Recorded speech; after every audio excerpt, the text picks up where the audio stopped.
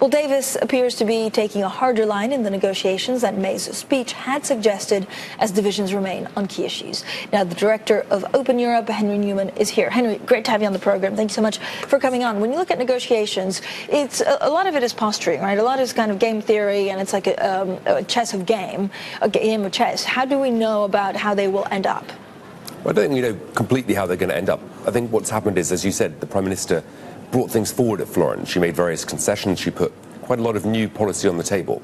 And I think Europe has recognised that. As you said, Barnier admitted this was a constructive move forward, but he's still saying there's not yet sufficient progress.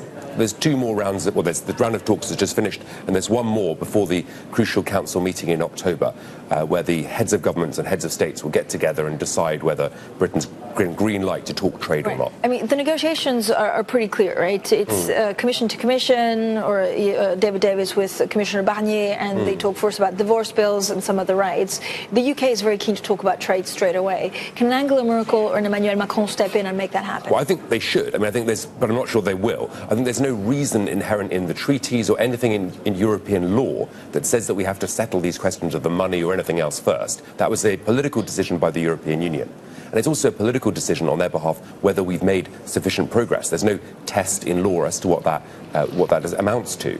And European Council officials have pretty much said exactly that. So is it the tone? Is it the kind of whether you're making progress together? As you said, this is a negotiation. There's some sort of game theory. There's some sort of grand theatre. Right. There's a bit of posturing, and they're liking the squeeze. They like to sort of put the pressure on the UK. So I personally am reasonably pessimistic that we'll make sufficient progress by October, but I don't think that's that big a problem in the overall scheme of the talks. I think as long as we get on to talking trade later in the year, by the new year, that'll be, from my point of view, I think reasonable. Is there a clear understanding from the EU side about what the UK actually wants? Or because Theresa May doesn't seem to have a 100% a handle on a lot of her ministers, there's still confusion as to what kind of blueprint the UK is looking for?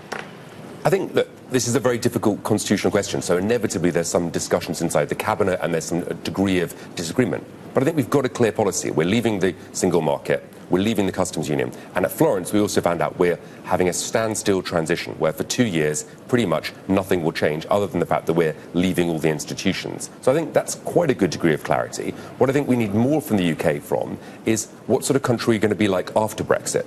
Are we essentially going to be in a regulatory ERM with Europe, where Europe will produce regulation and the UK follows? And to what degree can we diverge from that?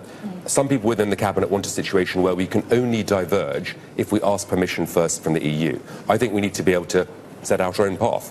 When you look at the Florence speech, did it significantly reduce the chances of the UK crashing out of the EU?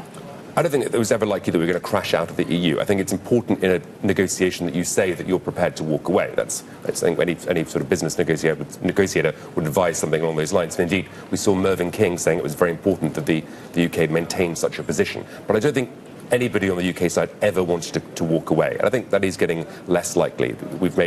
We're quite close on a lot of on these three first issues, on Ireland, on EU citizens, on the money. But yeah, inevitably there's still sticking points. Henry, do you think that actually we're largely discounting what the role of Jeremy Corbyn and Labour in all of this? Should the Prime Minister get them more involved? I would like a more cross-party approach, yes. I think that's always been the right way to deal with these very big constitutional questions, as I said. But equally, I think that Labour are, to use the best Brexit metaphor around, trying to have their cake and eat it. They're saying that we should stay in the single market for the transition, but they're not being clear about what that would entail. If we stay in a single market in a formal sense, does that mean we become members of the European Economic Area? We don't really know. So, yes, I think it'd be helpful for Labour. But it's impossible to know because there's no precedent for this. They're not particularly clear precedents, but I still think you can be clearer about what your intentions actually are. And Keir Starmer, the Labour Brexit Shadow Secretary, is saying that structures don't matter. Well, maybe they don't, but I mean they sort of do for a very legalistic organisation like the European Union that deals through institutions and formal processes. All right, Henry Newman there. Thank you so much. The director of Open Europe joining us on Bloomberg. Up next.